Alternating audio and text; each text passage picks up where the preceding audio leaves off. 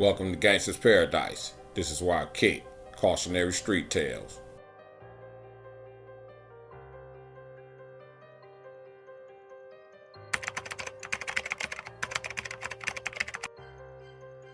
Click that like button, click that subscribe button, and click that little bell. That way you can get notifications for whenever I drop a documentary.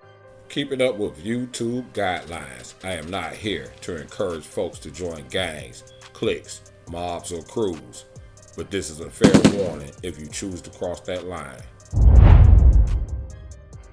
Go over to teespring.com and purchase GP merch. I appreciate the support. Click the link in the description and start trading crypto. You will receive $25 for signing up. Welcome to Gangsta's Paradise. Mad salute to the UK. Thank y'all for checking out this show. I want to salute to new subscribers. GP Chris Oliver TV. Real Life Spit with Latin Pain. The Latin community has been showing love. Salute. The Bryant Watkins Show. And BFGC Mac. Thank y'all for subscribing. Wise and Blessed. You say you want to get something cracking on the story. You keep saying get with you, but you ain't got with me yet. Just holler at me. Check out the Rap Gangland full documentary, which is popping right now, as I look at rappers dying and how they are using rap music for gangland, rappers catching cases. But for this one, I'm going back to the D. You know I like to do stories from other areas, then I swing it back to the D. And we're going to take a look back at the 70s. I covered the 80s. I covered the 90s. I covered the 2000s. So let's take a look at the 70s and Chester Wheeler Campbell of the Murder Row Gang. The 70s is definitely not my era. I would place us more in the 90s. There was guys around in the 80s and were exceptional young hustlers, which I don't condone, but they were exceptional young hustlers. But their hustles really came on strong in the 90s, and we rubbed elbows. I rubbed elbows with these guys. I generally consider the 70s the era of the international hustlers, where these guys would fly to other countries making connections. And Italian mobsters like Anthony Tony Jack Gaccalone and Vito Billy Jack Gaccalone still had their hands in the pot. I spent some time in Brooklyn as a child, but when we got back to the D, we were living on Manistique and Mac. And my grandfather lived on Herbert, which was a hop, skip, and a jump from Mac and Bewick. As a child, quite naturally, I'm not trying to find out who running the streets, who controlling the streets or the drug markets. Riding with my granddad, he didn't want me paying attention to what was going on around Mac and Bewick, which seemed to be cracking back then. Prostitution was still big business. Matter of fact, I want to put out a few documentaries about the pimp gang, the oldest profession in the world. Can't nothing beat the sex gang. And prostitutes will be standing out on Mac. In terms of the streets, I will often hear about the Earl Flynn's and the BKs, due to the fact we had a Flynn living right across the street from us. And there was another guy that lived across the street from us, but he was from another gang, but I can't say for sure he was a BK. This was on Manistique. They didn't associate with each other. They tried to, but because of their respective gangs, they couldn't kick it with each other. Both guys would come over to our house to visit. They did end up having a fight. They had a fight. They got to jacking with each other, because of the gang situation. The Flynn's and the BKs were generally racketeering gangs and not generally known as drug dealing crews, in my opinion. That's the closest thing to Detroit's version of the Bloods and the Crips. The Earl Flynn dance became a part of Detroit's culture on the east and the west side. Chester Wheeler Campbell, reportedly, was one of the most feared hitmen ever in Detroit. Of course, we came along in the 80s and 90s, and crews like the Best Friends were the most notable hitmen of what we call the Kingpin era. YBI committed a bunch of hits. A guy like Vincent Smothers confesses to doing hits in the streets. I'm not going to go too much into that, naming all these hitmen and all that, but Murder Row is said to have dropped some bodies. Chester is known on the streets as the Angel of Death, Dr. Death, and The Undertaker. Allegedly, he committed at least 50 hits. Some people say it's more than that. And you know, the 70s is not considered a murderous era, but it looked like they was getting busy during that era and the eras before that. I consider the 70s as Superfly, psychedelic, the disco era, Donna Summers, the Jacksons, Jackson 5, Parliament Funkadelic, rock and roll, snorting coke, popping pills, smoking PCP, angel dust, crystal balls in the lounge and clubs or discos. Crack hadn't kicked in yet, and heroin was big business, which was the primary product of the Murder Row gang. Wheeler, catching cases as far back as 15 years old.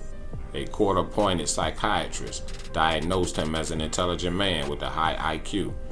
You find that many people in this position are very eloquent, intelligent men. In fact, they consider him almost to be genius. That's actually bad when it comes to court cases. Folks who look extra smart tend to do the most time in jail. They tend to have a repeated cycle of going back and forth to prison. One federal agent said he would have nightmares about Mr. Campbell. I'm not claiming this guy committed any of these crimes. Subscribe to this channel. Let's keep this thing pushing straight to 3,000 subscribers. I appreciate y'all listening. Hit me off in the comments section. Make sure y'all smash that like button. I want to push the likes to at least 75 on this video. Pushing the like button helps the video circulate on YouTube. Murder Row is a hell of a name for a clique. This is a fair warning if you choose to cross that line. Cause there's some heavy stuff that the Murder Row gang had going on. Frank Nitti was connected with the Mafia as he was affiliated with them since a youngster, so they were on deck when it was time for him to formulate his crew. This is East Side. The Mafia had been getting money out of the black ghettos for decades. Campbell was convicted of second-degree murder and served a 13-year prison sentence. Upon his release in 1968, he began freelance hits for a variety of local crime groups, including the Mafia and top-tier drug gangs. Known to dress only in black and was recruited by out-of-state criminal groups to carry out execution across the nation for fees that topped $15K. $15K was a lot of money back then. There's a lot of money now, so just imagine back then. This is the Grim Reaper for real. This is one of those dudes you don't want to see pop up at your house. You know, I like to look at history and the history of the streets of Detroit and see where the trends come from, or where the connection at, or how I get to this point. Demetrius Holloway is known to come from the umbrella of a Frank Nitti usher. I would imagine if he was hanging around the Murder Row crew, he took his position in the streets with the Murder Row mentality, which translated to people like the best friends. Though guys like Campbell would not necessarily be considered a hustler. He may have some hustles and keep his money flowing, but being a hitman is his primary job. He's an expert in his field. This guy seemed to be more organized than a crew like the Best Friends, whereas the Best Friend will roll up and shoot whoever while going after their target. At least that's what's reported. I'm not claiming that any of these guys committed any of these crimes. Subscribe. Click that like button. Detroit in the 70s. Some documentaries will insinuate white flight took place after the 67 riots. But in reality, it was a gradual thing. Motown took flight to LA. Jobs outsourcing from folks who migrated from the South to work in industrial Midwest cities like Detroit. Heroin hit the hoods in the form of what they call penny caps. My father used to sell penny caps in the mid-70s. He was murdered. His name was Delaney Underwood. I never met my biological father. He was murdered when I was a child. Guys coming home from the war in Vietnam strung out on morphine. So this heroin, penny caps, it was a big thing in the 60s and 70s. In 71, Campbell was charged with the intent to murder a star witness in a drug ring trial. He was a defendant, but had the charges dropped before the trial. While awaiting trial on another murder charge a few years later, the government's star witness, James Newton, a one-time Campbell client and business partner, wound up being executed in the protection wing of a maximum security federal prison in Ohio, and had the charges against him once again dropped before the case ever even reached the jury. These dudes got a lot of pull and power, and they got some people in some high places. You see, this guy right here was executed in a maximum security with a heavy reputation that's becoming legend.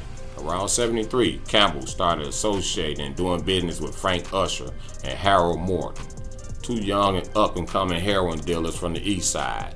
I believe Morton was from the west side. Usher and Morton cut him a piece of the pie of their drug business. With his muscle, the pairing of the Burgundy and Kingpins took their organization to the top of the Motor City. For a solid 3 to 4 years, Usher and Morton's Murder Row crew was the biggest drug operation in the entire state of Michigan. That's the typical time frame for dealers. It's usually around 3 to 5 years. Some go longer and some go shorter. Who remembers Belle Isle when you just had to go under that bridge to get onto the island? Where my 70s OGs at? Give me a shout out in the comment section. Murder Row, founded by Francis, Big Frank Nitty Usher, and Harold the Hawk Morton. Frank Nitty was given the nickname after Chicago's mobster, Frank Nitty. Today, Frank Nitty Usher would be more notable over Morton in terms of headlines of the day or documentaries. By cutting Mr. Campbell in on the business, that added muscle and their reputation in the streets became legend. Like Holloway and Maserati, Murder Row began a quest to consolidate the heroin market in Detroit. The 80s crack era became a power struggle as well. The murders really started kicking up when crack came along. As cold as they make this guy out to be, he could have be, but his character was charismatic. Probably appeared to be a very nice guy if you met him. Very likable. But if he show up at your doorstep, he won't be welcoming you into the neighborhood by bringing a hot apple pie by. You know, when I look at stories across the nation, I gotta say Detroit has some real black mafia stuff going on. Fortunately, folks get wasted in the game. This is intervention, and things like this come along with this game. Looking at Murder Row, Mr. Campbell's name almost immediately comes up. Known to be a dapper dresser and taking his lady friends to symphonies, museums, and operas. This is not unusual for folks with sociopathic tendencies who are known to treat a woman like she's on another stratosphere, but actually they don't feel love at all. They have very little empathy. They appear charming. And if you have a conversation with them, you would think they have a doctorate degree. You will not take anybody embarrassing him at all. That's facts. Like I said, if you see this guy, he probably wouldn't appear to be threatening. Some dealers didn't want to get into the violent aspects of the street, but allegedly, Murder Row was about that smoke. After balling with the organization for a few years, in 75 he was brought down. Starting with a routine traffic stop on Orchard Lake Road in Kego Harbor as it turned into a high-speed chase. A police car was ran off the side of the road. He was finally caught several miles later. Upon searching his car, he had a treasure trove of incriminating evidence. 2 semi-automatic pistols, a rifle, a sawed-off shotgun, and several ounces of heroin.